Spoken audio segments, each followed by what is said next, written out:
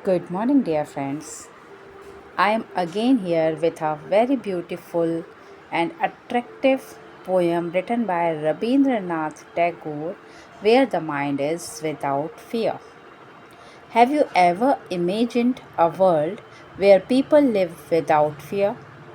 Where knowledge is free, truth is valued, and everyone stands with dignity? Today, we are diving into one of the most powerful poems ever written, Where the Mind is Without Fear. This poem is not just literature, it is a vision, a dream of a perfect nation, a world that still feels incredible, relevant today. Let's explore what the poem really means, line by line, and why it still matters in our life. Before we begin, let's talk about the genius behind this masterpiece. That is none other than Rabindranath Tagore. He was not just a poet, but also a philosopher, musician, artist, and the first non European Nobel Prize winner in literature. His writings often focused on freedom, not just political freedom, but freedom of the human mind too. This poem was written during the time of British rule in India, or you can say that at the time when Rabindranath Tagore is also surviving in a slavery condition. But its message goes far beyond any one country. Where the mind is without fear, this is the very first line of this poem. Here, Tagore begins with a powerful idea: freedom from fear. Fear stops us from thinking, speaking, and growing. A fearless mind is the foundation of true freedom, and the head is held high. This represents dignity and self respect.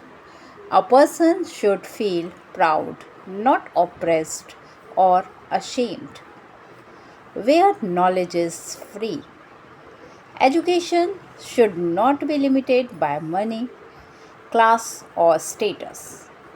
True progress happens when everyone has access to learn. Where the world has not been broken into fragments. Tagore criticizes divisions by caste, by religion, by class, by nationality, and so on. He dreams of unity, not separation.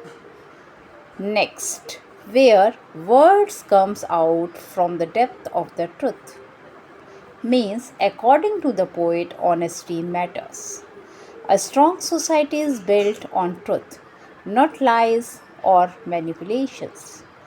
Where tireless striving stretches its arms towards perfection means that he tries to speak out that growth requires efforts.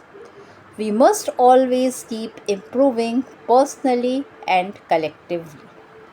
We are the clear stream of reasons is compared to a clear stream here. Very beautiful line. But blind tradition, dead habits can corrupt it. Where the mind is led forward, this shows the continuous progress. We should always move forward intellectually and morally into that heaven of freedom. Tagore ends this prayer not just political freedom but mental and spiritual freedom. Here he pray to the God. He pray to the Supreme Soul that, O Lord, O Father, Please awake my country in that condition where we get not only political freedom but also mental and spiritual freedom. Now think about today's world. Do we truly live without fear? Is knowledge really free for everyone? Are we united or still divided? This poem challenges us. It asks us to reflect and improve. Tagore dreams is still unfinished and it's up to us to carry it forward. So, what does this poem teach us? It teaches us be fearless, seek truth, break barriers, and never stop growing. Because freedom is not just something you receive, it's something you build. If you enjoyed this deep dive, don't forget to like, share, and subscribe. And tell us in the comment what does freedom means to you. Thank you. I hope you can understand it very well.